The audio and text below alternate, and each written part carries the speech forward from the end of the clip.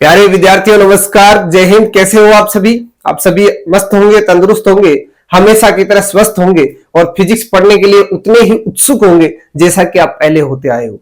आइए last session को हम आगे की ओर बढ़ाते हैं। लास्ट सेशन में हमने जाना था क्या फिजिकल क्वांटिटीज होती है, उसमें भी कौन कौन से फंडामेंटल फिजिकल क्वांटिटी क्या होती है और डिराइव्ड फिजिकल क्वांटिटी क्या होती है, क्या उसकी डायमेंशन होती है, क्या उसकी यूनिट्स होती है, उनके बारे में हमने जानने की कोशिश की। डिराइव्ड फिजिकल क्वांटिटीज की एक लंबी लिस्ट है दोस्तों। उस लंबी लिस्ट में से कुछ यूनिट एंड डायमेंशन हमने देखे थे।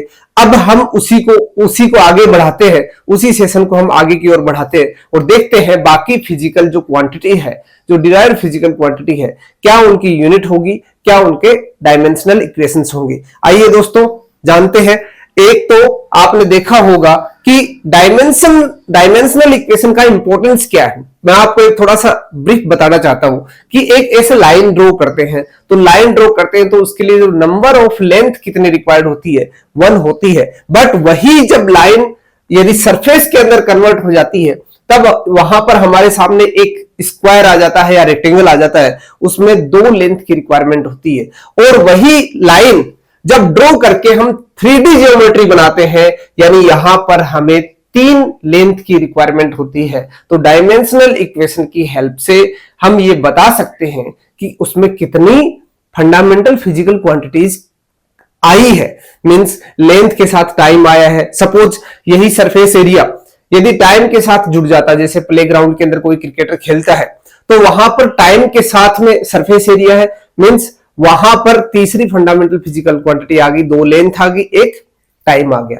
तो ऐसे ही हम जो फिजिकल इवेंट्स हैं जिसको हम देखते हैं, जो हमारे आंखों के सामने घटित होते हैं, उनको हम जब देखते हैं, ऑब्जर्व करते हैं, तब वहां पर फंडामेंटल फिजिकल क्वांटिटीज आती हैं। वो कितनी बार आती है, वो उनसे जो डिराइव्ड फिजिकल क्वांटिटी है, यानी जो इवेंट घटित होती है उसमें कितनी फंडामेंटल फिजिकल क्वांटिटीज है, उनकी जरूरत पड़ती है। तो वहां पर हमारे डायमेंशनल इक्वेशंस काम में आते हैं। उन डायमेंशनल इक्वेशंस को देखते ही हम बता देते हैं कि ये कौन सी इवेंट की बात कर रहा है। तो आइए दोस्तों उनको हम अच्छे से जानते हैं, डिटेल से जानते हैं। मैंने आपको पहले भी सेशन में बताया था कि ये इतना इंपॉर्टेंट है, शायद ही कोई एग्जाम हो जहां पर फिजिक्स आए और ये नहीं आए, ये हो ही नहीं सकता। इसलिए बेटे इसको आपको बहुत अच्छे से पढ़ना है। आप वन शॉट के चक्कर में तो नहीं है। वन शॉट वाले कभी भी आपको पूरा डिटेल से नहीं पढ़ाते हैं दोस्तों। आपको मैं एक एक पॉइंट बताने वाला हूं। आपको यहां से हिलने डुलने की आवश्यकता नहीं है, भटकने की आवश्यकता नहीं है। आप सिर्फ मेरे साथ जुड़े रहिए। आपको 1 वीक सीरीज की तरह थोड़ी पढ़ना है, आपको सिर्फ 1 वीक में पढ़ लिया और आप एक पूरा एग्जाम करके आ जाओ। बेटे ये 2 साल का करिकुलम होता है, आपको 2 साल ही देना पड़ता है। 2 साल में आपको कोर्स भी करना है, रिवीजन भी करना है। आप 7 दिन में कैसे पढ़ लोगे? ये बड़ी ताजुब की बात है। लोग एक एक दिन में एक वन शॉट के अंदर आपको पूरा चैप्टर करा देते हैं और वो चैप्टर करने में आपको 10 दिन लगता है। तो आप थोड़ा सा भटकिए मत, आप मेरे साथ जुड़े रहिए और इसको अच्छे से डिटेल से पढ़ने की कोशिश करते हैं। आइए दोस्तों नेक्स्ट इस सेशन को शुरू करते हैं और आपका अटेंशन चाहता हूं। हम इसके अंदर क्या क्या पढ़ने वाले हैं, आइए दोस्तों। हमने लास्ट में वर्क पढ़ा था। वर्क के बारे में हमने क्या जाना था कि वर्क एक फिजिकल क्वांटिटी है जो 2 फिजिकल क्वांटिटी से मिलकर बना है। एक है फोर्स, दूसरा है डिस्प्लेसमेंट। जाना था दोस्तों। जो फोर्स होता है इसको हम न्यूटन से भी लिखते हैं और केजी इंटू मीटर पर सेकंड से भी लिखते हैं। ठीक है, मीटर पर सेकंड स्क्वायर से भी लिखते हैं। तो न्यूटन इंटू मीटर, ये इसकी क्या होगी दोस्तों? एसआई यूनिट होगी। इसकी डायमेंशन क्या हो जाएगी मित्रों? इसकी डायमेंशन क्या हो जाएगी? न्यूटन को हम लिखते हैं m1 l1 t-2, लेंथ का हो जाएगा l1। इसको मैं क्या लिख दूंगा? m1, ये ll सेम है तो यहां l2 t-2, इसको हम ब्रैकेट के अंदर, स्क्वायर ब्रैकेट के अंदर पुट कर देंगे। ऐसे ही नेक्स्ट फिजिकल क्वांटिटी है दोस्तों एनर्जी। एनर्जी के फॉर्म आपने बहुत सारे जाने हैं। एनर्जी बेटा, एनर्जी जो है chemical energy, nuclear energy, thermal energy, wind energy, different different vibrational energy, आप कितनी प्रकार की एनर्जी पढ़ते हो, सारे के सारे एनर्जी की units and dimensional equation same होती है। आइए उस इक्वेशन को जानते हैं। अब आपने 9th क्लास में पढ़ा होगा कि एक एनर्जी जो होती है मैकेनिकल एनर्जी, आप कंफ्यूजन बिल्कुल भी मत लेके आना इसको, कि मैकेनिकल एनर्जी में दो पार्ट होते हैं, एक काइनेटिक एनर्जी, ये मैकेनिकल एनर्जी है, यानी जहां पर दो चीजें होती है, या तो मोशन होती है या रेस्ट में होता है। कोई ऑब्जेक्ट रेस्ट में है तो उसको हम रेस्ट में एक जगह से दूसरी जगह पर जब स्टेब्लिश कर देते हैं, उसको वहां पर रख देते हैं, तो उसे कह देंगे हम पोटेंशियल एनर्जी। और यदि वो मूविंग में है, मोशन में है, तब उसे कहेंगे काइनेटिक एनर्जी। और काइनेटिक एनर्जी का फॉर्मूला आप सभी जानते हो अच्छे तरीके से। काइनेटिक एनर्जी को लिखते हैं 1/2 mv², और रेस्ट में है तो mgh, ये ग्रेविटेशनल पोटेंशियल एनर्जी की बात कर रहा हूं मैं। इसके बाद अब इन दोनों ही केस में हम यूनिट एंड डायमेंशन निकालते हैं दोस्तों। क्या होता है, काइनेटिक एनर्जी की मैं बात करूं तो इसके लिए 1/2 mv², यूनिट क्या हो जाएगी दोस्तों, यूनिट या तो एनर्जी को जूल से लिखा जाता है, या यहां से क्या आ जाएगा, देखो 1/2 यह एक नंबर है, मास केजी में लिखा जाएगा, वेलोसिटी मीटर पर सेकंड से लिखा जाता है, इसका क्या हो जाएगा, स्क्वायर हो जाएगा, यानी केजी मीटर स्क्वायर पर सेकंड स्क्वायर। बताओ दोस्तों, आपको कोई डाउट इसके अंदर? या तो केजी इंटू मीटर स्क्वायर पर सेकंड स्क्वायर बोलो, या न्यूटन जूल बोलो, दोनों ही बात एक है। जूल में भी देखोगे आप, अर्ग में भी देखोगे, इलेक्ट्रॉन वोल्ट में भी देखो, ये इसकी बहुत सारी यूनिट्स होती हैं। तो हमें ऐसा ही यूनिट की बात हम करें तो ऐसा यूनिट क्या है हमारे पास, जूल या केजी इंटू मीटर स्क्वायर पर सेकंड स्क्वायर। इसकी डायमेंशनल इक्वेशन क्या हो जाएगी दोस्तों, डायमेंशनल इक्वेशन हो जाएगी, केजी को हम मास को किस में लिखते हैं, एम से, मीटर लेंथ एल से, टाइम को टी से, और इसका क्या हो गया, स्क्वायर। इसको एक साथ लिख दो, m1, एल कितना है 2, टाइम कितनी बार है 2 बार, मीन्स वो भी माइनस के साथ। टाइम कितनी बार है दोस्तों, माइनस के साथ 2 बार है।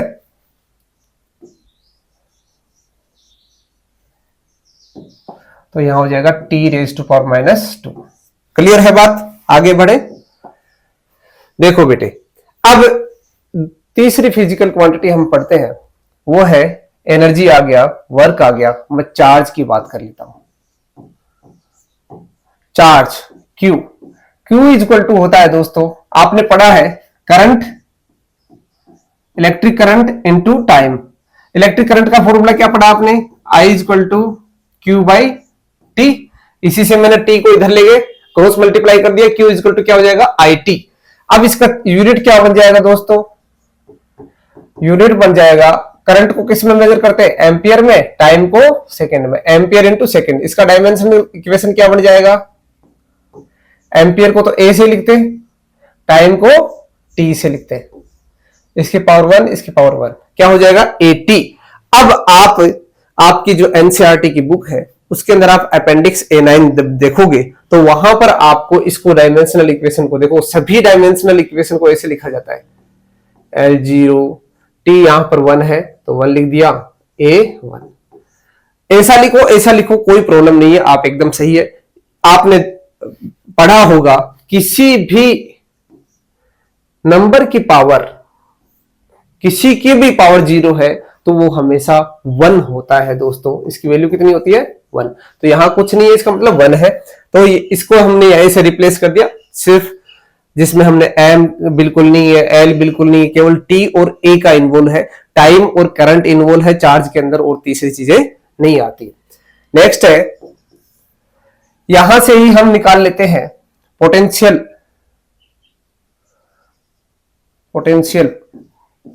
इलेक्ट्रिक पोटेंशियल भी आपने 10th क्लास में पढ़ा होगा, V से डिनोट किया जाता है, और V का जो फॉर्मूला होता है वो वर्क अपॉन चार्ज होता है दोस्तों, वर्क अपॉन चार्ज। वर्क आपने अभी पढ़ा है जूल, चार्ज को हम किससे लिखते हैं, कूलाम से, चार्ज की जो यूनिट होती है वो कूलाम होती है। अब यहां पर इसका डायमेंशनल इक्वेशन क्या बन जाएगा दोस्तों, डायमेंशनल इक्वेशन जूल का देखो वहां से डायरेक्ट देख के बता देना, m1l2t-2। चार्ज का आपने अभी क्या पढ़ा, 80, इसको ऊपर ले जाओ तो क्या बन जाएगा, m1, l नीचे नहीं है तो l ऊपर जो भी है वो आ जाएगा, t नीचे है 1 है, ऊपर चला जाएगा माइनस हो जाएगा, तो ऑलरेडी 2 थे, एक और आ गया तो ये कितना बन गया, 3 बन गया, और a माइनस ये स्क्वायर ब्रैकेट के अंदर आ जाएगा। तो इस तरह से दोस्तों हम डायमेंशनल इक्वेशंस निकाल सकते हैं आपके सामने। और क्या है और देखते हैं, देखो एनर्जी आ गया, पावर, 4th नंबर पे पावर, पावर को P से डिनोट किया जाता है, work upon rate of work done is called, rate of work done is called power. कितनी पावर आपके पास, मसल्स पावरफुल होंगी तो वो शक्तिशाली महाबली खली की तरह होगा। ठीक है, तो आपने देखा पावर वहां से ही आता है, तो पावर क्या हो जाएगा, वर्क का यूनिट क्या होता है, वर्क का यूनिट जूल, टाइम का सेकंड, जूल पर सेकंड इसकी क्या हो जाएगी, यूनिट हो जाएगी। डायमेंशनल इक्वेशन क्या बन जाएगी, इसको मैं ऐसे भी लिख सकता हूं, जूल का m1l2t-2/t।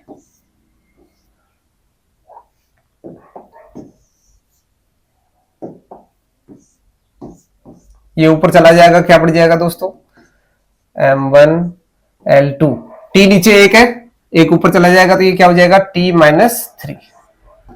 ये इसका क्या हो गया, यूनिट हो गया। नेक्स्ट है, नेक्स्ट प्रेशर।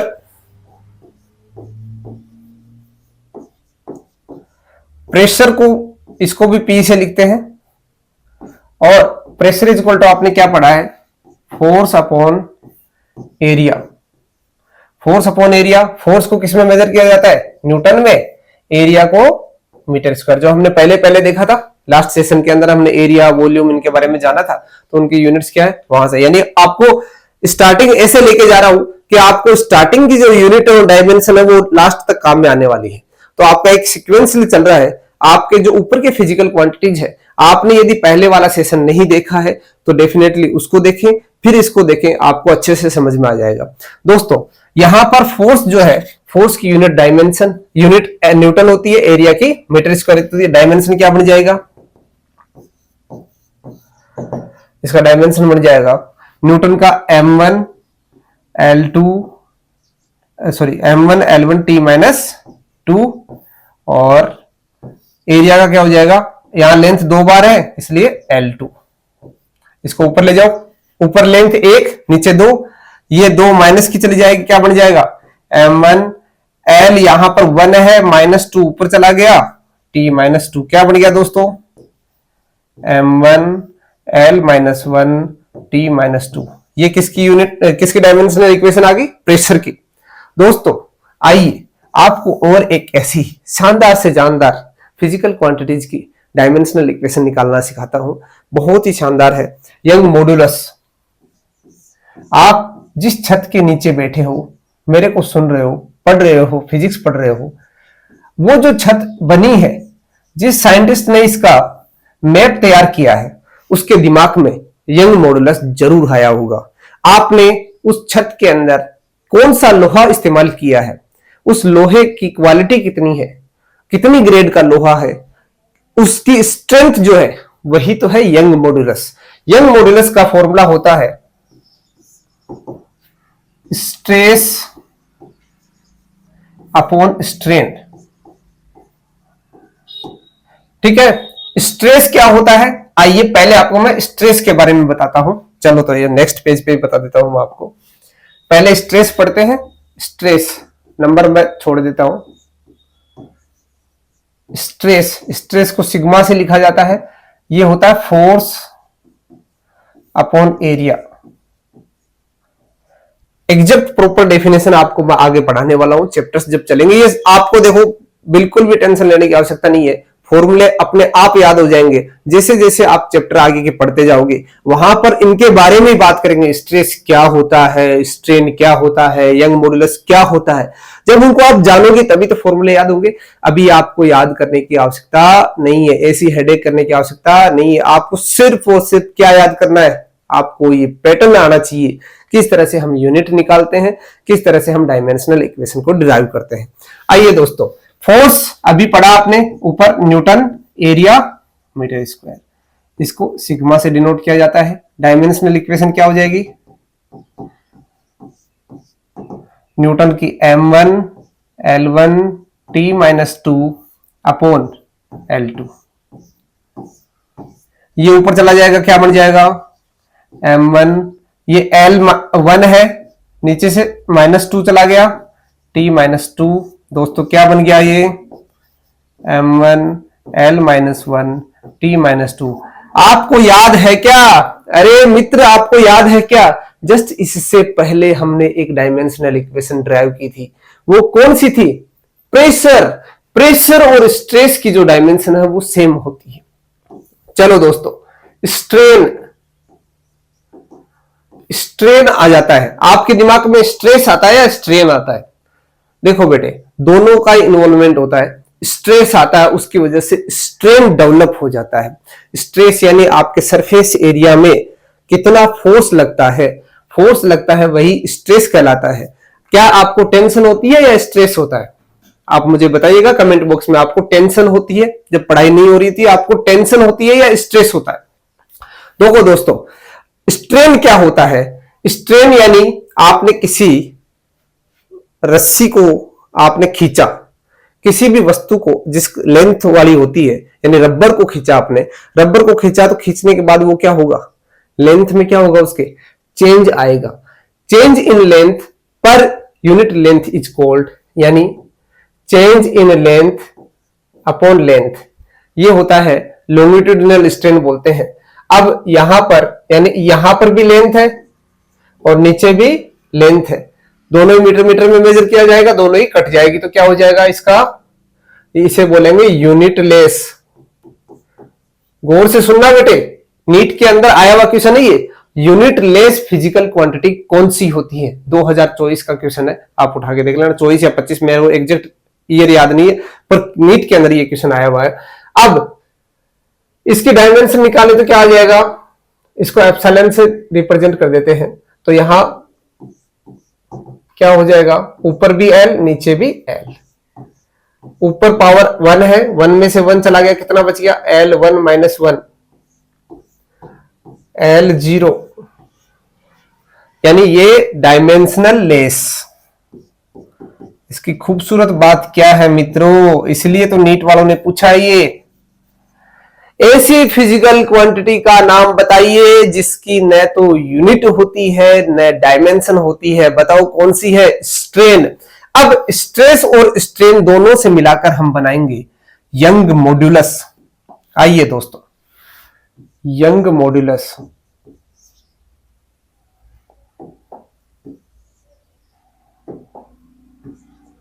यंग एक साइंटिस्ट थे, उन्होंने यंग मॉड्यूलस को Y से रिप्रेजेंट किया जाता है, ये स्ट्रेस अपॉन स्ट्रेन से लिखा जाएगा, सिग्मा, ये epsilon. Young modulus, bulk modulus, ये सारे आगे आएंगे, अलग अलग नाम आएगा, पर आपको सिर्फ यंग मॉड्यूलस सीख लेना है, इससे आपका काम हो जाएगा। बल्क मॉड्यूलस की यूनिट भी यही होगी। तो स्ट्रेस का यूनिट हमने क्या देखा, न्यूटन पर मीटर स्क्वायर। स्ट्रेन का यूनिट लेस,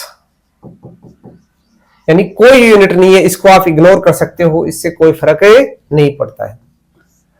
Y की डायमेंशन क्या हो जाएगी, ऊपर वाले की m1 L-1 T-2, नीचे वाले की कोई डायमेंशन नहीं होती है, तो इसलिए आप इसका विशेष का ध्यान रखें। अब यहां पर यूनिट लेस लिखने की आवश्यकता नहीं है, ये इसका यंग मॉड्यूलस का यूनिट एंड डायमेंशन होगा दोस्तों। अब आगे बढ़ते हैं नई फिजिकल क्वांटिटी की ओर, और आपको सिखाता हूं शानदार शानदार फिजिकल क्वांटिटीज। टॉर्क, टॉर्क जो है इसे टाउ से रिप्रेजेंट किया जाता है और इसका फॉर्मूला होता है R vector cross F vector. आपको इस पे ज्यादा जाने की जरूरत नहीं है। इसका मतलब क्या है, डिस्टेंस, परपेंडिकुलर डिस्टेंस बोलते हैं इसे, डिस्टेंस इनटू फोर्स। बताओ यूनिट क्या हो जाएगी मित्रों? आप मेरे से पहले करो तो मजा आएगा मेरे को भी। डिस्टेंस को मीटर में मेजर करते हैं, फोर्स को न्यूटन में। तो आप न्यूटन पहले भी लिख सकते हैं, कोई फर्क नहीं पड़ता, आगे पीछे कोई इतना खास फर्क नहीं। Newton into metre square. Dimension क्या हो जाएगी दोस्तों? डायमेंशन हो जाएगी, न्यूटन को बोलेंगे m1 l1 t-2 और मीटर को l। एक l यहां से इधर आ गया तो क्या बन गया ये m1 l2 t-2। ठीक है दोस्त। टॉर्क, टॉर्क कब काम आता है? आप जब अपने कमरे के अंदर इंटर करते हो, जब आप अपने रूम के अंदर इंटर करते हो तो उस दरवाजे को घुमाते हो, रोटेट कराते हो। रोटेट कराते हो तो आप क्या लगाते हो? आपसे मैं पूछना चाह रहा हूं, आप ऊपर उस पर फोर्स लगाते हो या उस पर टॉर्क लगाते हो? ये आप मेरे को बताइएगा। आप जब गेट को खोलते हो या उसको बंद करते हो तो उसको हत्थे से जब घुमाते हो तो उस पर आप टॉर्क लगाते हो या फोर्स लगाते हो? आप मुझे बताइएगा। नेक्स्ट है एंगुलर डिस्प्लेसमेंट।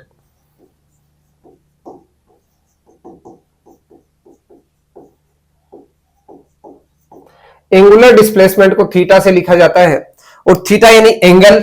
आपने अच्छे से जानते हो कि यहां से यहां जब घूमते हैं, यानी जब पंखा घूमता है तो वो चलता है। हम क्या कहते हैं? पंखा चल रहा है। पंखा चल रहा है, कहां जा रहा है? अमेरिका जा रहा है, ब्रिटेन जा रहा है? वो कहीं नहीं जा रहा दोस्तों, अपने एक्सिस पर रोटेट कर रहा है, यानी वो मूविंग में है। क्या वो रेस्ट में है? बिल्कुल भी रेस्ट में नहीं है, वो मोशन में है।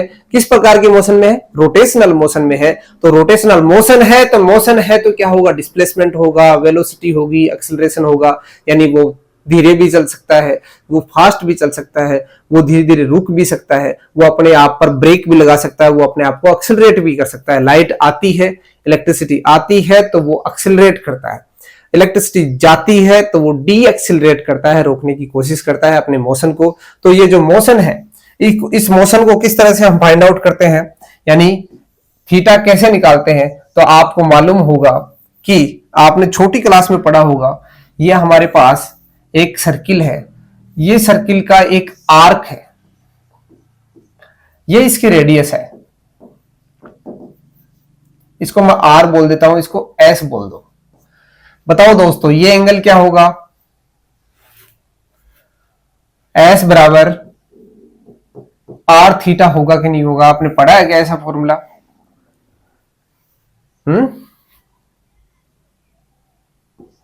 रेडियस इज इक्वल टू, जरूर पढ़ा होगा, छोटी क्लासों में आता है। रेडियस इज इक्वल टू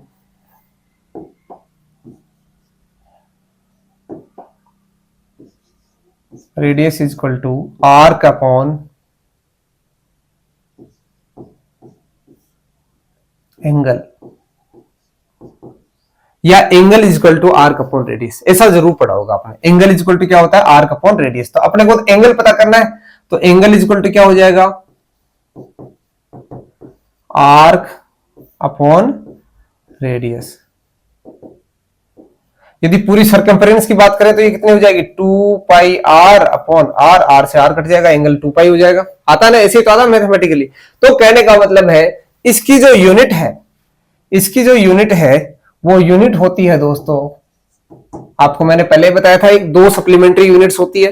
एक होती है एंगल, एक होती है सॉलिड एंगल। ये प्लेन एंगल है तो प्लेन एंगल की जो यूनिट होती है RAD, रेडियन। इसकी यूनिट की बात करें, यहां से यूनिट निकाल सकते हो क्या आप? देखो यहां भी डिस्टेंस, यहां भी डिस्टेंस, डिस्टेंस से डिस्टेंस कट गया। देखो मैं इसका डायमेंशन निकालना चाह रहा हूं, थीटा का डायमेंशन क्या होगा?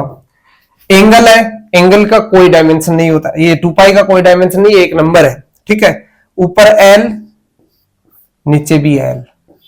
क्या हो गया दोस्तों?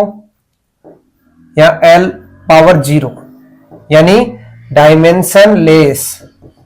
नीट में दोस्तों यह भी क्वेश्चन पूछा गया है, ये क्वेश्चन भी पूछा गया है। बताओ ऐसी फिजिकल क्वांटिटी का नाम बताइए जिसकी यूनिट होती है पर डायमेंशनल इक्वेशन नहीं होती है मित्रों। आप फुर्ती से ये नाम बता दोगे ना? मुझे आप पर पूरा पूरा विश्वास है। ऑब्जेक्टिव टाइप क्वेश्चन के अंदर एमसीक्यू में 4 ऑप्शन है, उसमें एक ऑप्शन आपको यदि ये मिला तो आप फटाफट उसको टिक कर दीजिएगा, आपका आंसर सही हो जाएगा। आगे बढ़ते हैं। आपने एंगुलर डिस्प्लेसमेंट जाना, अब हम जानते हैं एंगुलर वेलोसिटी। एंगुलर वेलोसिटी को ओमेगा से रिप्रेजेंट किया जाता है। आपको मालूम है नॉर्मल जो वेलोसिटी होती है वो डिस्प्लेसमेंट अपॉन टाइम होता है। यहां पर एंगुलर वर्ड उससे पहले जोड़ देना है, तो ये क्या हो जाएगा? एंगुलर डिस्प्लेसमेंट यानी theta upon time. Angular displacement का आप अभी यूनिट देख के आए हो, क्या होता है? रेडियन, और टाइम का सेकंड, रेडियन पर सेकंड। डायमेंशनल इक्वेशन क्या हो जाएगी? ओमेगा की, रेडियन की कोई डायमेंशन नहीं है, टाइम की टी, ये ऊपर चला जाएगा टी इनवर्स। आपको अच्छा लगता है तो आप ऐसे फॉर्म में भी लिख सकते हो, m0 L0 t⁻⁻1। आपको पसंद है, आप पर डिपेंड करता है, बट टी इनवर्स को मत भूलना, ये आना ही आना चाहिए। m0 लिखो नहीं लिखो, हाँ ये आपको पता होना चाहिए, क्योंकि हो सकता है एमसीक्यू के अंदर ये लिखा हो, ये लिखा नहीं हो, आप कंफ्यूजन में हो जाओगे। सर ने तो हमें ये सिखाया था, किसी की भी पावर 0 है इसका मतलब 1, ये वन, तो इसको कोई इंपॉर्टेंस नहीं है, बट आपको कंफ्यूज जरूर कर सकता है एग्जामिनर, तो इसका विशेष कर ध्यान रखना है। नेक्स्ट है एंगुलर एक्सेलरेशन। एंगुलर एक्सेलरेशन दोस्तों अल्फा से रिप्रेजेंट किया जाता है। जिस प्रकार एक्सेलरेशन हमारा वहां था, वहीं उसी प्रकार यहां पर भी है। यहां angular velocity upon time. Angular velocity का यूनिट क्या पढ़ा था दोस्तों? अभी पढ़ा था हमने रेडियन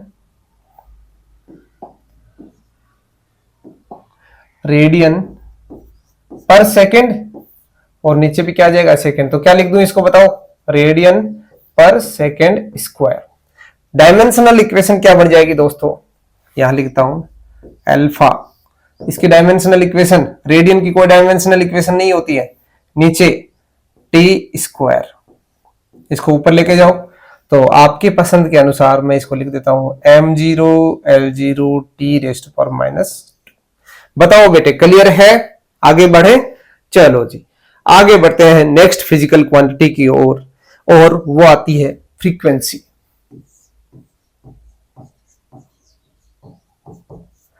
फ्रीक्वेंसी को एफ से भी लिखते हैं, एन से भी लिखते हैं, न्यू बोलते हैं, न्यू से भी लिखते हैं बेटे। एफ एन न्यू कैसे भी लिखो, आप वहां से समझ जाना है आपको कि ये किसकी बात कर रहा है, फ्रीक्वेंसी की बात कर रहा है। फ्रीक्वेंसी किसे कहते हैं? Frequency, number of repetition is called frequency. यानी आप किसी भी इवेंट को कितनी बार रिपीट कर रहे हो पर सेकेंड, उसे कहेंगे फ्रीक्वेंसी। तो फ्रीक्वेंसी इज इक्वल टू क्या हो जाएगा? 1 अपॉन टाइम। यानी यहां ऊपर नंबर है, नंबर ऑफ इवेंट्स, तो नंबर है तो नंबर का तो कोई यूनिट होती नहीं है, तो यहां यूनिट क्या हो जाएगी? यूनिट हो जाएगी यहां पर 1 upon second. 1 upon second. Dimension क्या हो जाएगी दोस्तों? 1 अपॉन टी। ये टी को ऊपर ले जाओ तो ये हो जाएगा टी इनवर्स। आपके पसंद के अनुसार वापस लिख देता हूं मैं, एफ लिखता हूं मैं, ये हो जाएगा m0 L0 t⁻1। क्लियर है? आगे बढ़े? ठीक है दोस्तों, आगे बढ़ते हैं नेक्स्ट फिजिकल क्वांटिटी की ओर, जिसका नाम है सरफेस टेंशन। Surface tension. अब अब वो वर्ड आ गया जिसका आपको इंतजार था, आपको मैंने पहले क्वेश्चन पूछा था, स्ट्रेस है आपको या टेंशन है। टेंशन किस में होता है, स्ट्रेस किस में होता है, दोनों को गौर से समझने की कोशिश करें। टेंशन, आपके पास एक स्ट्रिंग है, इसको आपने खींच दिया, स्ट्रिंग को खींचा तो उसकी जो लेंथ है उसमें क्या आया, चेंज आया। यानी किसी स्ट्रिंग को खींचने पर उसके लेंथ में जो चेंज आता है, यानी उसके ऊपर क्या लगता है, टेंशन आ जाता है, उसके अंदर एक स्ट्रिंग आ जाता, स्ट्रिंग के अंदर एक टेंशन आ जाता है, यानी फोर्स पर यूनिट लेंथ। गौर करना इसके फॉर्मूले में ही है। फोर्स पर यूनिट लेंथ को हम क्या कहते हैं दोस्तों, टेंशन कहते हैं। But force per unit area को क्या कहते हैं, स्ट्रेस कहते हैं। तो आपके यहां पर इतने बड़े एरिया के अंदर स्ट्रेस है या टेंशन है, अब आप समझ जाओ और बताओ मेरे को क्या बात कर रहे हैं। देखो दोस्तों, इसकी यूनिट क्या हो जाएगी, फोर्स की न्यूटन, लेंथ की मीटर, न्यूटन पर मीटर। डायमेंशन क्या हो जाएगी, इसको कैपिटल टी से डिनोट किया जाता है, इसको भी कंफ्यूजन मत होना, टाइम को भी टी से, इसको भी टी से। इसका टी का डायमेंशन क्या हो जाएगा, न्यूटन का होता है m1 L1 t minus 2 upon L1। इस लेंथ को ऊपर ले जाओ, क्या बन जाएगा ये, m1 L1 minus 1 t minus 2। दोस्तों 1 माइनस 1 क्या बन गया, 0 बन गया, L0 t माइनस 2। ये लो आपके पसंदीदा टॉपिक सरफेस टेंशन की डायमेंशनल इक्वेशन। ठीक है दोस्तों, आगे बढ़ते हैं और आगे नेक्स्ट फिजिकल क्वांटिटी के बारे में जानते हैं, जिसका नाम है स्प्रिंग कांस्टेंट। Spring constant. आपने स्ट्रिंग को खींचा है तो आपने स्प्रिंग को भी खींचा होगा। जो स्प्रिंग को खींचते हो, स्प्रिंग को खींचते हैं तो वहां पर एक फोर्स लगता है जो स्प्रिंग को वापस पीछे की तरफ धकेलता है। यानी आपके पास एक ऐसा पेन है, ऐसा बॉल पेन है जिसको ऐसे प्रेस करते हो तो वो वापस ऊपर की ओर खिसकता है। मींस एक स्प्रिंग है और इस स्प्रिंग को जब खींचते हैं तो एक बार फैलती है, फिर वो अपने आप वापस आती है। यानी अपने आप वापस आने की प्रॉपर्टी को क्या कहते हैं, रीस्टोरिंग फोर्स बोलते हैं। जैसे आप झूले पर बैठे हो तो झूले पे झूलते झूलते ऊपर चले गए, तो आप नीचे आने के लिए आपको कुछ नहीं करना पड़ेगा, वो अपने आप आपको नीचे ले आएगा। यानी वहां पर भी एक रीस्टोरिंग फोर्स लगता है और वो रीस्टोरिंग फोर्स की वजह से यहाँ पर एक इक्वेशन आती है F इक्वल टू माइनस के एक्स। माइनस ये रिप्रेजेंट करता है कि अपोजिट डायरेक्शन में फोर्स लग रहा है। जो पहले वाले एक्स क्या है, डिस्प्लेसमेंट, और के है यहाँ पर कांस्टेंट, स्प्रिंग कांस्टेंट, जिसकी हम बात करने जा रहे हैं। तो यहां से फॉर्मूला क्या हो जाएगा, K is equal to force upon displacement, force upon displacement. Force की यूनिट क्या हो जाएगी दोस्तों, न्यूटन, डिस्प्लेसमेंट की मीटर। तो यूनिट हो गई इसकी। डायमेंशन क्या हो जाएगी बेटे, डायमेंशन हो जाएगी m1 L1 t minus 2 upon, metre को किससे लिखा जाएगा, L से, तो L1 ऊपर चला जाएगा, क्या बन जाएगा ये m1 L0 t माइनस 2। आपको एग्जाम में ऐसे पूछा जा सकता है कि ऐसी फिजिकल क्वांटिटी बताओ जिनकी डायमेंशनल इक्वेशन सेम होती है, तो वहां पर आपको ऑप्शन में मिलेंगे। जैसे suppose torque and energy, spring constant K and tension T, इस तरह से ऑप्शंस मिलेंगे आपको। तो आपको यदि उनकी सभी की ध्यान रखना, सभी की डायमेंशनल इक्वेशंस मालूम है तो डेफिनेटली बच्चे आप कर सकते हो, अदरवाइज आपके लिए बहुत बड़ी समस्या हो सकती है। तो मैं आपको फिर बता रहा हूं, आपको इनको इग्नोर नहीं करना है, आपको ये सारे के सारे यूनिट्स एंड डायमेंशनल इक्वेशंस को डिराइव करना है। और अभी आपके पास समय है, आप क्या करोगे, इतना जल्दी भागकर करोगे क्या, वन शॉट पढ़ के करोगे क्या, आप डीप से पढ़ो तो मजा आएगा और आपको समझ आएगा, तो आगे के चैप्टर को पढ़ने में भी आनंद आएगा और भागने की कोशिश करोगे तो बेटे ये हर टॉपिक में आने वाला है, चैप्टर में नहीं, हर एक टॉपिक के अंदर उसकी यूनिट आनी चाहिए, डायमेंशनल इक्वेशन आपको आनी चाहिए, तब तो वो आपको टॉपिक समझ में आएगा। अदरवाइज आपके ऐसे जाएगा, डिस्क्यू ऐसे ऊपर से निकल जाएगा। समझ गए बात? आगे बढ़े, चलो तो नेक्स्ट आपको कराते हैं ग्रेविटेशनल कांस्टेंट।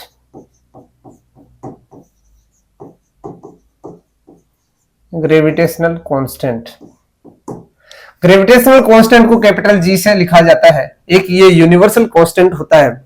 यूनिवर्सल कांस्टेंट जैसे आपको मैं फॉर्मूला बताऊं, इसको ऐसे लिखा जाता है Gm1m2 अपॉन आर स्क्वायर। ये एक फॉर्मूला होता है, ठीक है, आप आगे पढ़ोगे ग्रेविटेशनल वाले चैप्टर के अंदर। इसके यूनिट और डायमेंशनल इक्वेशन के बारे में बात कर रहा है। तो जी का फॉर्मूला क्या बन जाएगा दोस्तों? G is equal to force into meter square, distance का स्क्वायर, डिस्टेंस का स्क्वायर, डिस्टेंस का स्क्वायर अपॉन, ये दोनों मासेज है तो मास का स्क्वायर, मास का स्क्वायर।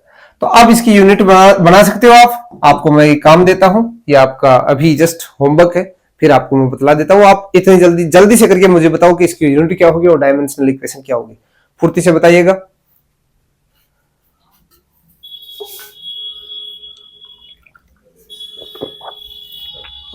आया दोस्तों? फोर्स को हम किस में मेजर करते हैं? न्यूटन में, डिस्टेंस को मीटर में, मीटर स्क्वायर, मास केजी में, केजी का स्क्वायर। डायमेंशनल इक्वेशन क्या हो जाएगी? डायमेंशनल इक्वेशन हो जाएगी न्यूटन को m1 l1 t रेस्ट पर -2, मीटर लेंथ को l2, लेंथ का स्क्वायर है तो l2 आ जाएगा, और केजी यानी m2।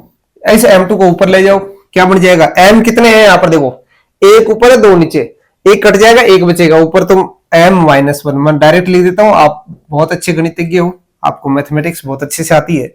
l कितना? एक यहां, दो यहां, तीन आ जाएगा, एक प्लस दो तीन। t कितना है? t केवल ऊपर है -2। ये आ गया दोस्तों ग्रेविटेशनल कांस्टेंट का आपका यूनिट और डायमेंशनल इक्वेशन। आगे बढ़े, नेक्स्ट आता है टेम्परेचर।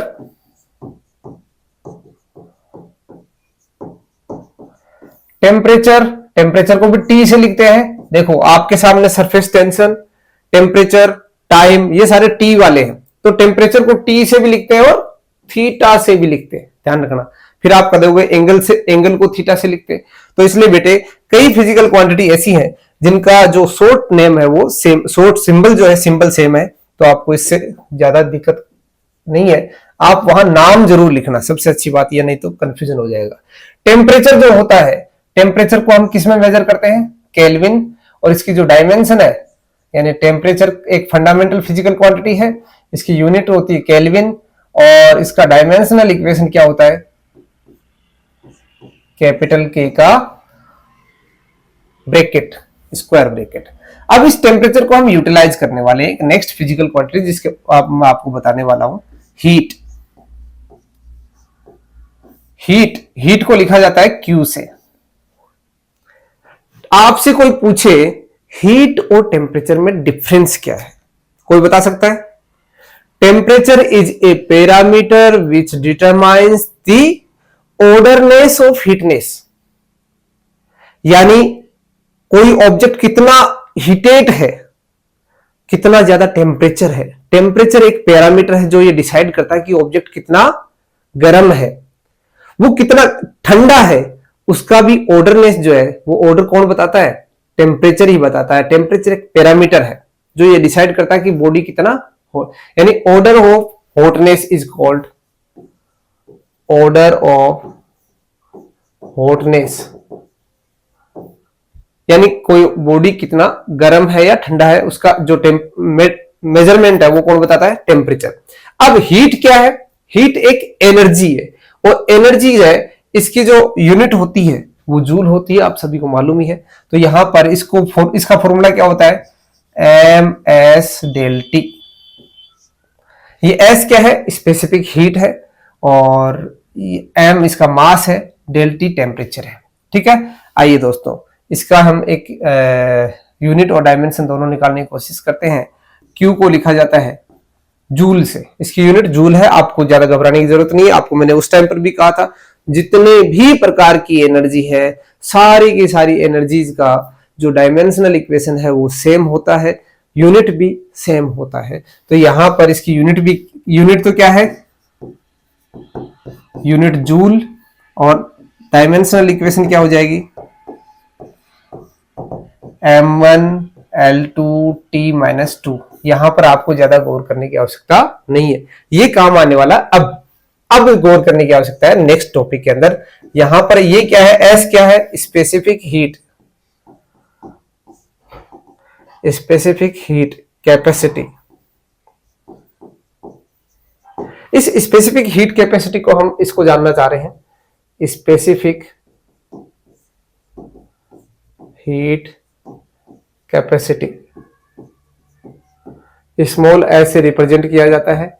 यानी आपके पास कोई सब्सटेंस 1 kg है, सपोज आपके पास 1 लीटर वाटर है, उसका टेम्परेचर आपको बढ़ाना है। यदि 1 डिग्री सेल्सियस टेम्परेचर उसका बढ़ाने की कोशिश करें तो आपको कितनी एनर्जी देनी पड़ेगी, in the form of thermal energy. ध्यान रखना, जब उसको हम गर्म करते हैं, स्टोव से गर्म करते हैं, तो स्टोव का जो फ्लेम है, कितना फ्लेम रखें, कितना हाई फ्लेम रखें, कितने समय तक रखें कि उसका टेम्परेचर 1 डिग्री सेल्सियस बढ़ जाए, उस मेजरमेंट को कहते हैं specific heat capacity.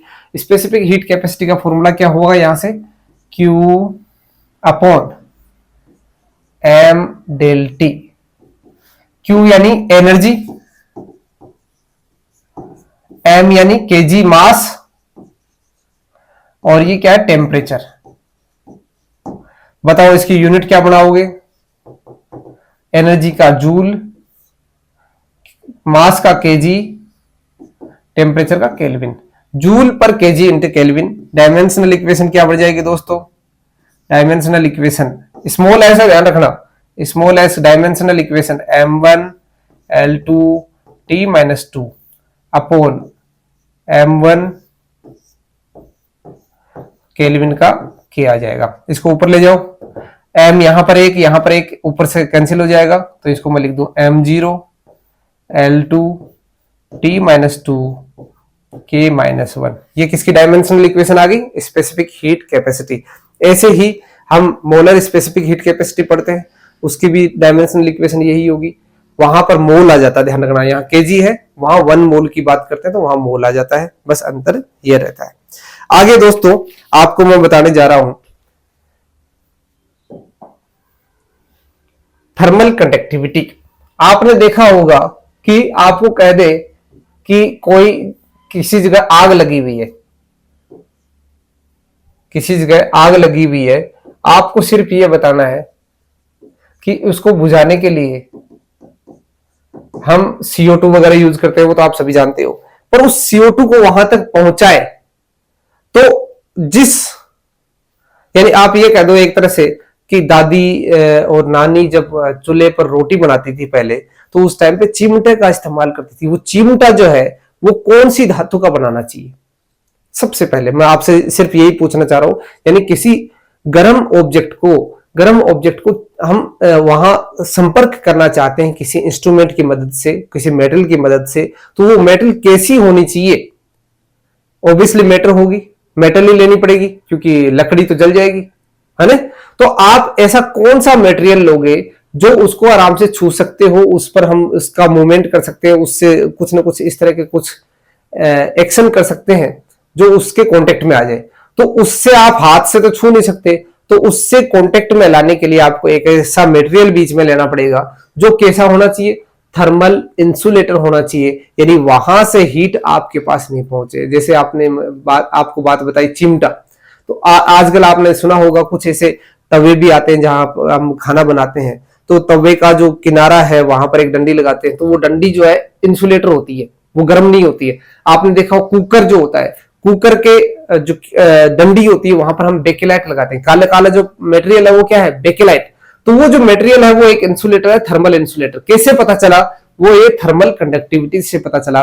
Thermal conductivity ऐसे मटेरियल्स की कम होती है, और कम होती है इसलिए हम उसको ऐसे काम के लिए काम में लेते हैं।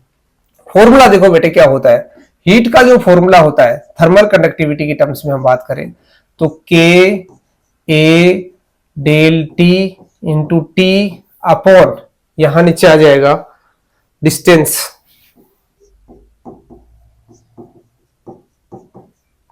ये टाइम है, ये टेम्परेचर है और ये उस ऑब्जेक्ट का एरिया है और ये थर्मल कंडक्टिविटी है, ये हीट है। तो यहां से अपने को थर्मल कंडक्टिविटी चाहिए कापा, कापा बोलते हैं इसको। ये क्या हो जाएगा, हीट यानी Q इंटू डिस्टेंस D, चलो मैं ऐसे ही लिख देता हूं, हीट इंटू डिस्टेंस अपॉन, या कापा को छोड़िए बाकी क्या है, area into temperature into time, ये तीन चीजें आ गई। अब इसके देखो यूनिट लिखते हैं अपने। ये भारी भरकम फॉर्मूले देखकर आपको डरने की आवश्यकता नहीं है दोस्तों, क्योंकि ये पूरी फिजिक्स के अंदर 11th और 12th के अंदर आप यही पढ़ने वाले हो। आप किसी कंपटीशन एग्जाम की भी तैयारी कर रहे हो तो आपको भी घबराने की आवश्यकता नहीं है, क्योंकि जैसे जैसे आप टॉपिक का रिवीजन करोगे आपको ये सारे के सारे फॉर्मूले याद हो जाएंगे, डेफिनेटली याद हो जाएंगे। आप उनको अच्छे से रिवाइज करोगे तो डेफिनेटली आपको हर एक फॉर्मूला मुख्य जबानी होगा, आप उसको बोल सकते हो।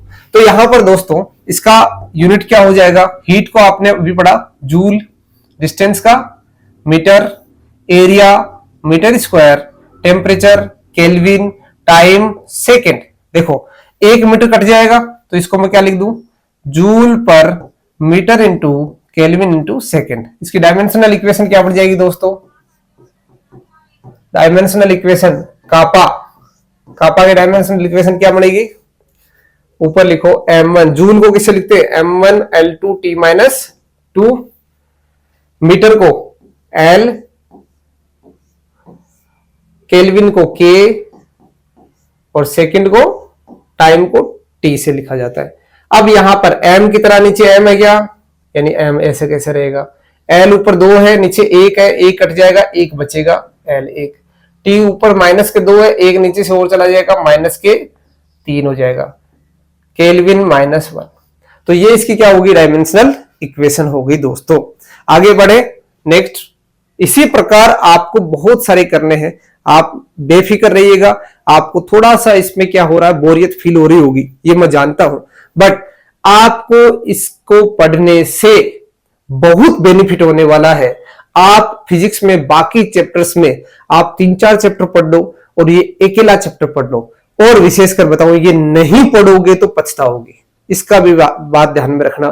क्योंकि आप जब भी न्यूमेरिकल सोल्व करोगे उसके आपके उस न्यूमेरिकल के सॉल्यूशन में आपको लास्ट में यूनिट लिखनी पड़ेगी। यदि आपको उसकी यूनिट नहीं आती है तो आप डेफिनेटली वहां पर फंस जाओगे, आपका उसमें मार्किंग डिडक्शन होगा, डेफिनेटली होगा। यूनिट्स का मार्क्स डिडक्ट होता है, एग्जामिनर उसका नंबर काट लेता है, आधा नंबर तो उसी का ही कट जाता है। अब आगे हम पढ़ते हैं परमिटिविटी। परमिटिविटी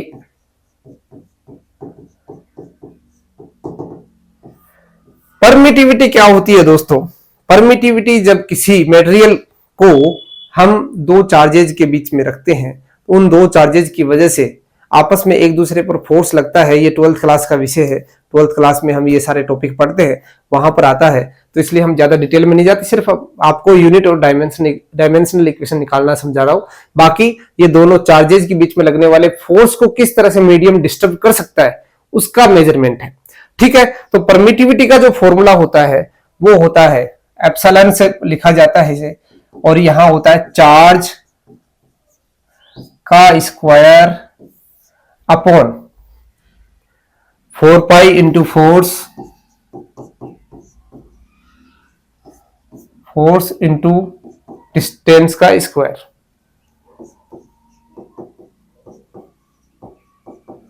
ये फॉर्मूला आता कैसे है, कूलम्ब्स लॉ आता है, वहां पर हम पढ़ते हैं 1/4 pi epsilon naught Q square upon R square. ये फॉर्मूला होता है दोस्तों। दो चार्ज क्यू है, दोनों के बीच की आर डिस्टेंस है, ये चार्ज क्यू, ये चार्ज क्यू, ये आर डिस्टेंस है, तो इसका इसके ऊपर लगने वाला जो फोर्स है उसका फॉर्मूला ये होता है। उस फॉर्मूले से एप्सिलॉन नॉट इधर ले जाओ, बाकी सारी चीजें नीचे ले जाओ, यानी क्यू स्क्वायर ऊपर, चार्ज स्क्वायर ऊपर, नीचे 4 pi into force into distance का स्क्वायर। यहां से देखो यूनिट क्या निकलेगी दोस्त, यूनिट निकलेगी चार्ज का यानी कूलाम स्क्वायर, 4 पाई कोई यूनिट नहीं होती है, फोर्स की न्यूटन, डिस्टेंस की मीटर स्क्वायर। आगे आसान सा है, चलो डायमेंशनल इक्वेशन निकालते हैं।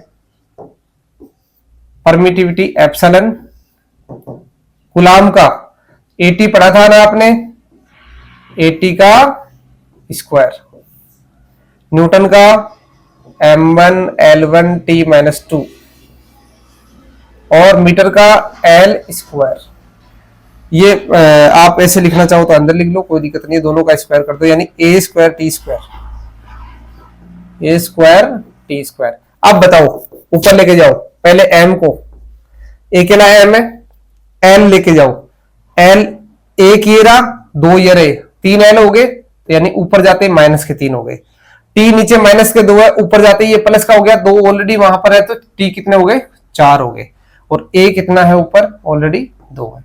सीक्वेंस का ध्यान रखना, एम एल टी इस तरह से लिखा जाता है, ये कन्वेंशनली है, ये लिखते ही आए हैं ऐसे, तो आपको भी इसी प्रकार लिखना है, आपको इस चीज का विशेषकर ध्यान रखना है। ऐसे ही एक फिजिकल क्वांटिटी और कराता हूं मैं आपको, परमिएबिलिटी। परमिएबिलिटी क्या होती है दोस्तों,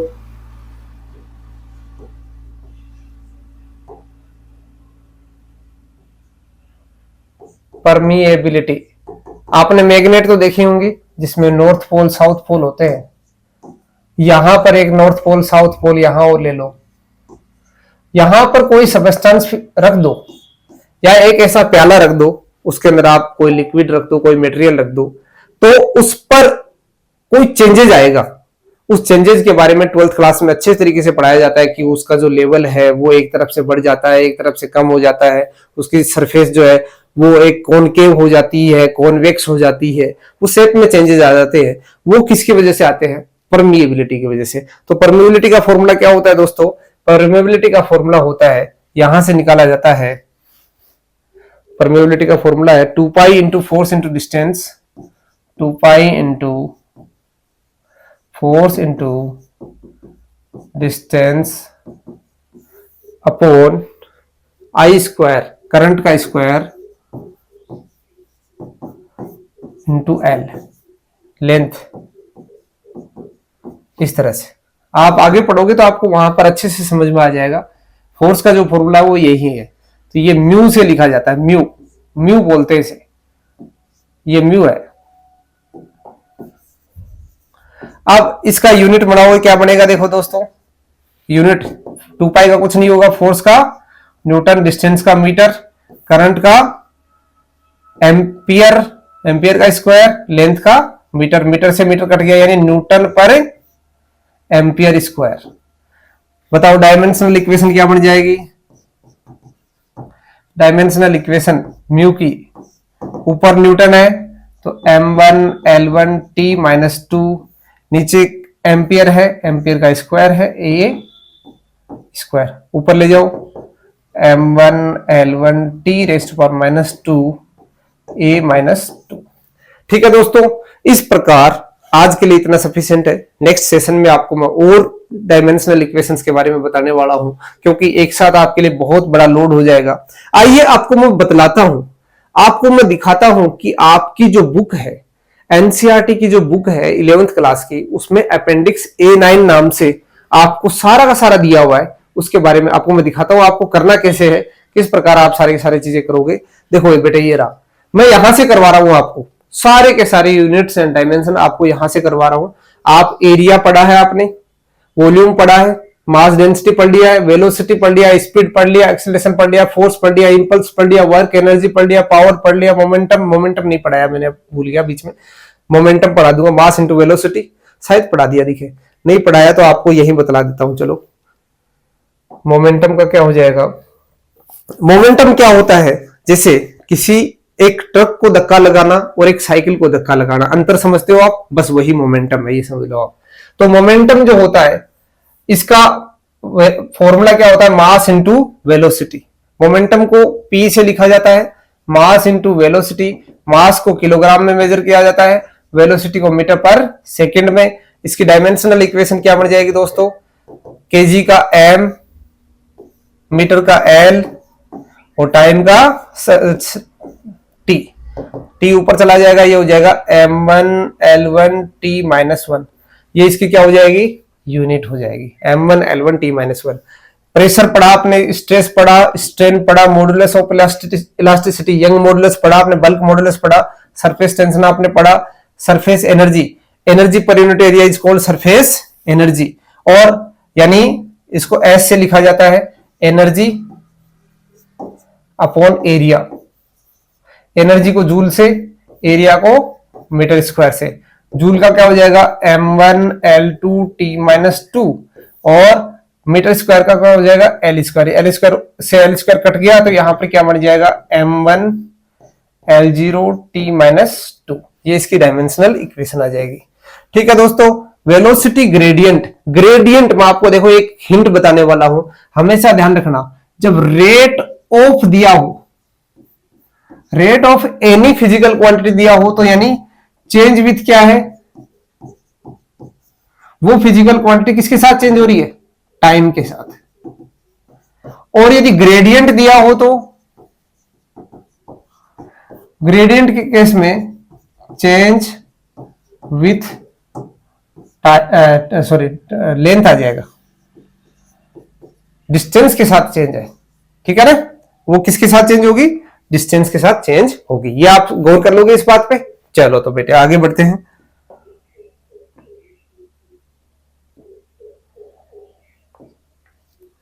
अब आपने पढ़ा वेलोसिटी ग्रेडियंट देख लिया। वेलोसिटी ग्रेडियंट का मतलब, हाँ, वेलोसिटी का किसके साथ चेंज, डिस्टेंस के साथ, वेलोसिटी अपॉन डिस्टेंस। वेलोसिटी को मीटर पर सेकंड से लिखा जाता है, डिस्टेंस को मीटर से। ये मीटर से मीटर कट गया तो बच गया 1/सेकंड, यानी इसकी डायमेंशनल इक्वेशन क्या हो जाएगी, t ऊपर चला जाएगा -1। वेलोसिटी ग्रेडियंट का t-1, m0l0t-1। प्रेशर ग्रेडियंट, अब आप ये करके मुझे बताओगे, आपको मैंने बता दिया, तरीका बता दिया। ग्रेडियंट मतलब किसके साथ चेंज, डिस्टेंस के साथ। ऊपर प्रेशर, नीचे डिस्टेंस, ऊपर आ जाएगा प्रेशर, नीचे की तरफ डिस्टेंस आ जाएगा। इसका आपको डायमेंशनल इक्वेशन निकालना है। ठीक है, कर लोगे, आपसे उम्मीद है आप सारे के सारे कर लोगे, मुझे ऐसे लग रहा है। ठीक है, coefficient of viscosity, angular velocity वगैरह, ये एंगल वगैरह मैंने आपको बता दिए थे। कोफिशिएंट ऑफ विस्कोसिटी का फॉर्मूला क्या होता है, force per unit area into velocity gradient. Velocity gradient यहां से निकालोगे आप, ये निकाल रखा है वेलोसिटी ग्रेडियंट 1/सेकंड, 1/सेकंड से मल्टीप्लाई कर दोगे, फोर्स अपॉन एरिया जो प्रेशर का है, प्रेशर की जो यूनिट थी हमारी m1l0t-2, इसको 1/सेकंड से मल्टीप्लाई कर दो, यानी 1/t से कर दो, t ऊपर चला जाएगा तो m1l0t-3 हो जाएगा दोस्तों। m1l0 सॉरी यहां पर वेलोसिटी ग्रेडियंट है, ये तो 1/t आ जाएगा, और ये नीचे डिवाइड करना है, सॉरी इसको डिवाइड करना है बेटे, मल्टीप्लाई नहीं करना, डिवाइड करना है, तो ये t ऊपर चला जाएगा फिर। ठीक है, तो ये बन जाएगा m1l1t-1 बन जाएगा। कर लोगे, आप पर ये पूरा विश्वास है, मैं आपके लिए छोड़ रहा हूं। आपके पास बुक है, नोटबुक नहीं है तो आप एनसीईआरटी की वेबसाइट पर जाकर इसको डाउनलोड कर सकते हो। अपेंडिक्स A9 लास्ट में जब वो पेपर डाउनलोड करोगे तो वहां पर लास्ट में आपको मिल जाएगा। ठीक है, एंगुलर वेलोसिटी मैंने आपको बता दिया, एंगल आपको मैंने बता दिया। ट्रिग्नोमेट्रिक रेशियो क्या होती है, जैसे sine theta, cos theta, tan theta, sec theta, cosec theta, ये सारे के सारे क्या होते हैं, लेंथ अपॉन लेंथ होता है। आपने पढ़ा भी होगा, पंडित बद्री प्रसाद हर बोल, ऐसे पढ़ा था ना आपने, perpendicular upon hypotenuse sine theta कहलाता है। फिर हम पढ़ते हैं कि अपना जो बेस अपॉन हाइपोटेनस क्या कहलाता है, कोस थीटा कहलाता है। तो वो दोनों डिस्टेंस होती है। तो इसका क्या होता है, जो ट्रिग्नोमेट्रिक रेशियो जो होता है, इसका न तो यूनिट होती है न ही डायमेंशनल इक्वेशन होती है। एंगुलर वेलोसिटी आपको मैंने बता दिया, एक्सेलरेशन बता दिया, रेडियस ऑफ जायरेशन एक डिस्टेंस होती है, इसका डिस्टेंस ही होती है बेसिकली, इसका ये होता है। हाँ, moment of inertia, moment of inertia दोस्तों क्या होता है, मोमेंट ऑफ इनर्शिया आपने देखा होगा कि कोई ऑब्जेक्ट है वो कितना भारी है,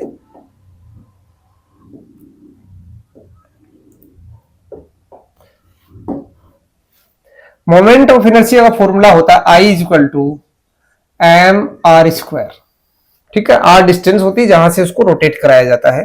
तो मास एम मास है, ये डिस्टेंस है, मास इनटू डिस्टेंस का स्क्वायर। मास का क्या हो जाएगा बेटा, ये KG, distance metre square. KG into metre square तो क्या होगी, मोमेंट ऑफ इनर्शिया की यूनिट।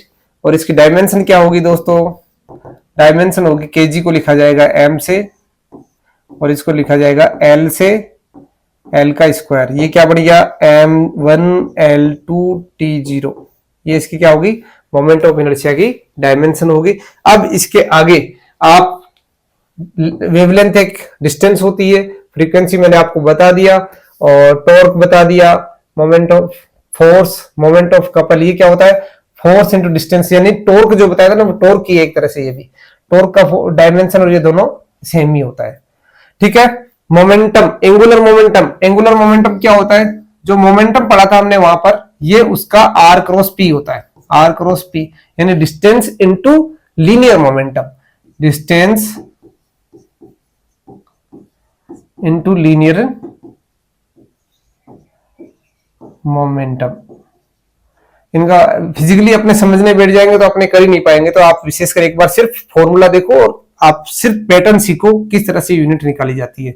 डिस्टेंस यानी मीटर, लीनियर मोमेंटम को आपने क्या पढ़ा था, केजी इंटू मीटर पर सेकेंड, मास इंटू वेलोसिटी था ना, केजी इंटू मीटर पर सेकेंड। तो यहां से क्या हो जाएगा, केजी को किससे लिखोगे आप, एम से, मीटर मीटर दो हो गए, एल स्क्वायर और अपॉन टी, ये ऊपर चला जाएगा तो m1l2t-1। ये किसका डायमेंशन आ गया, एंगुलर मोमेंटम का। ठीक है, angular momentum upon time torque होता है या फोर्स इनटू डिस्प्लेसमेंट है, वो बात एक ही है। ठीक है, आगे बढ़े, हब्बल कांस्टेंट। हब्बल कांस्टेंट क्या होता है, स्पीड अपॉन डिस्टेंस। स्पीड आपने पढ़ा ऊपर l अपॉन टी, और डिस्टेंस l है, l से l कट जाएगा, केवल t इनवर्स बचेगा। इंटेंसिटी क्या होती है, intensity energy per unit area per unit time. Formula क्या कहलाता है, इंटेंसिटी कहलाता है। जैसे सन से जो लाइट आ रही है दोपहर के टाइम पे उसकी इंटेंसिटी बहुत ज्यादा होती है, मॉर्निंग और इवनिंग के टाइम पे इंटेंसिटी कम हो जाती है, मींस नंबर ऑफ फोटॉन्स हमारे पास कम पहुंच पाते हैं। तो उसका जो फॉर्मूला है वो energy per unit area per unit time ये होता है। तो एनर्जी का जूल, टाइम का सेकेंड, एरिया का मीटर स्क्वायर, तो इसको क्या बोलोगे, जूल पर मीटर स्क्वायर इंटू सेकेंड, ये इसकी यूनिट हो जाएगी। और इसकी डायमेंशन इक्वेशन क्या होगी, जूल की क्या हो जाएगा, जूल का दोस्तों क्या बन जाएगा, इसका देखो आपको डायमेंशनल इक्वेशन पहले यूनिट बता देता हूं, जूल पर मीटर स्क्वायर इंटू सेकेंड। इसका डायमेंशनल इक्वेशन क्या बन जाएगा, जूल का m1l2t-2 अपॉन l2t, ये ऊपर ले जाओ, l2 से l2 कट जाएगा तो ये हो जाएगा m1l0t-3। ये किसका आ गया, अपने intensity of the wave. Radiation pressure, pressure का क्या होता है, ये जो इंटेंसिटी है उसमें किससे डिवाइड कर दो, स्पीड से डिवाइड कर दो, है ना, इसी में स्पीड से डिवाइड कर दो, यानी इसी के बट्टे में मैं यहीं पर लगा दूं, आप अलग कर लेना, इसको मीटर पर सेकंड से और डिवाइड कर दो, तो सेकंड ऊपर चला जाएगा, तो ये क्या हो जाएगा, जूल इंटू सेकेंड। इसको उल्टा कर दो, नीचे मीटर क्यूब बन जाएगा, एक एस, एस से एस कट जाएगा, तो ये क्या हो जाएगा, जूल पर मीटर क्यूब। जूल का क्या हो गया, m1l2t-2 अपॉन l क्यूब, ये ऊपर चला जाएगा तो क्या बन जाएगा, m1l-1t-2। इस तरह से आप निकाल सकते हो डायमेंशनल इक्वेशन। तो क्या हो गया अपने पास, रेडिएशन प्रेशर m1l-1t-2 कर सकते हो बेटे। ठीक है, critical velocity, critical velocity, energy density, energy per unit volume is called energy density.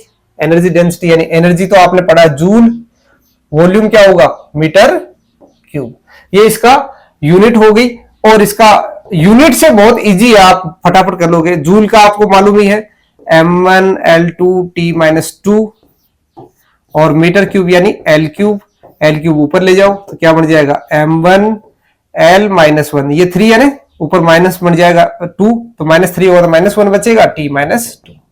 तो ये किसका आ गया, एनर्जी डेंसिटी का। एनर्जी डेंसिटी की यूनिट क्या होगी, m1 L-1 T-2। Critical velocity, critical velocity में क्या होता है, रेनॉल्ड नंबर एक नंबर होता है, इसकी कोई यूनिट नहीं होती। कोफिशिएंट ऑफ विस्कोसिटी आपने ऊपर पढ़ाई है, उसको यहां पर पुट कर देना है। मास डेंसिटी, मास डेंसिटी का आपको मैंने स्टार्टिंग में बताया था, रेडियस डिस्टेंस होती है मीटर, तो ये सारे के सारे आप पुट करो। ऐसे ही एस्केप वेलोसिटी, ये यहां पर आपको फॉर्मूला दे रखे हैं, इन फॉर्मूला से आप यूनिट निकालो और डायमेंशनल इक्वेशन निकालो। नेक्स्ट सेशन के अंदर बाकी जो बचे हुए हैं उनको मैं सारा का सारा आपको कराने वाला हूं। आपका आज का होमवर्क ये है कि जितना मैंने आपको पढ़ाया है, जितनी यूनिट एंड डायमेंशन आपको मैंने बताई है, उन इक्वेशंस को आप दोबारा स्क्रीनशॉट आपने ले लिया होगा। यदि आपको समझ में नहीं आया तो इसको बार बार देखो, 2 बार देखो, 3 बार देखो, आपको समझ में आ जाएगा। फिर भी समझ में नहीं आया तो आप कमेंट बॉक्स में लिखो और मुझे बताओ कि आपको कहां पर दिक्कत है, कहां समझ में नहीं आ रहा, वो आपको मैं जरूर बताऊंगा। और आप विशेषकर आप यदि इंटेलिजेंट बच्चे हो, आप एक्स्ट्रा ऑर्डिनरी बच्चे हो, तो आपसे मेरा एक गुजारिश है कि आप इसके आगे का जो नंबर है, आपके पास बुक है, यदि बुक नहीं है तो आप इंटरनेट से डाउनलोड कर लो एनसीईआरटी की वेबसाइट पर जाकर, और वहां पर इसके आगे का जो नंबर है उसको आप सोल्व करने की कोशिश करो। डेफिनेटली आप बहुत कुछ सीखने वाले हो, आपको इसमें कोई दिक्कत नहीं आने वाली है, ये मेरा वादा है कहीं पर भी। क्योंकि यदि आपने ये एक बार पढ़ लिया, बच्चे मैं आपको बता रहा हूं, आप ये समझ लो कि फिजिक्स के प्रति आपकी रुचि बढ़ जाएगी और फिजिक्स में आपके कभी भी मार्क्स कटने वाले नहीं है यदि ये चैप्टर अच्छे से पढ़ लिया। यदि आपने इसको इग्नोर कर दिया, यदि आपको इसको पढ़ने में आनंद नहीं आ रहा है, तो आगे के चैप्टर्स में आपके लिए यह समस्या बन सकती है, ऐसी संभावना है। समझ में तो आएगी फिजिक्स, ऐसी बात नहीं कि इसको नहीं पढ़ोगे तो बाकी फिजिक्स नहीं पढ़ते, पढ़ेंगे बच्चे, सारे फिजिक्स पढ़ेंगे, पर उनके नंबर कटने की संभावना रहती है कंपटीशन एग्जाम के अंदर। तो विशेषकर यहां से कॉम्पिटेंसी बेस्ड जो क्वेश्चंस आते हैं उनको आप अटेम्प्ट नहीं कर पाओगे, ये आपके सामने बहुत बड़ी समस्या होने वाली है। कुछ तो मैंने आपको करा दिए बीच बीच में से, जैसे kinetic energy, potential energy, heat energy, है ना, यहां से तो हो गए लगभग अपने पहुंच गए। ये एक तो ये रह गया, एक ये रह गया, एक ये भी रह गया, 3-4 रह गए बीच बीच में, फिर लास्ट में ये सारे के सारे रह गए, इनको सब कराने वाले हैं। ये लगभग अपने पास है 94, ज्यादा नहीं है, आप डेफिनेटली कर लोगे। 2 या 3 दिन का समय आपका लगेगा इसके अंदर, पर आपको मजा आ जाएगा, ये मेरा वादा है। आप सिर्फ और सिर्फ आपको करना क्या है, आपको इसकी यूनिट्स करनी है और आपको इसकी डायमेंशनल इक्वेशन करनी है। यहां इसमें यूनिट्स नहीं दे रखी तो आप डायमेंशनल इक्वेशन लिखो, यूनिट्स में आपको वहां पर आपको करूंगा, तब आपको बतला दूंगा कि क्या क्या इसकी यूनिट्स होगी, आप उससे वेरीफाई कर लेना। ठीक है दोस्तों, जय हिंद, सब्बा खैर।